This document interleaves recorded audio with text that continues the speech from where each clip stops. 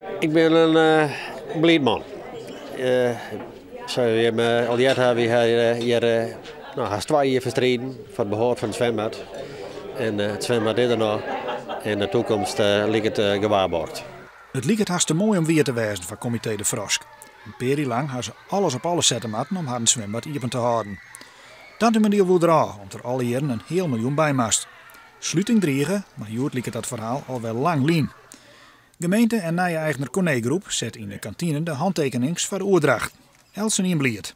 En de nieuwe plan voor €1 miljoen liegen er net om. Het instructiebad wat hierachter zit, dat verdwijnt en daar wordt de nieuwbouw aangebouwd. Er komt 2 verdiepingen hoog, een fitnessgedeelte. Het zwembad wordt aangevuld met wellnessfaciliteiten zoals sauna, stoombaden. Met de nieuwe eigenaar zou praat dat het zwembad 10 jaar lang beschikbaar blijft voor de doelgroepen die er nou echt zwemmen. De gemeente is er al en de Corné Groep krijgt er 1 keer 8 ton voor. Het squalzwemmen is garanderen om deze simmer.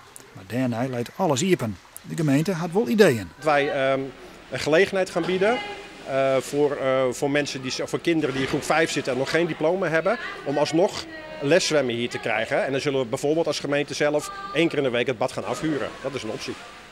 De plannen van het vernijde zwembad plus een lifestyle center binnen ambitieus. Heel ambitieus.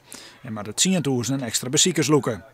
De Corné Groep had er wel eens alle betrouwen in. Wij hebben 13 van dit soort vergelijkbare accommodaties met een gemeentelijke bijdrage die gunstiger is als wat het in het verleden bij de gemeentes was.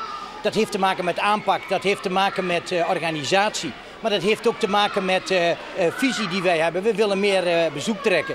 En daar is marktpotentie voor, dat hebben we uitgezocht. Eind goed, al goed?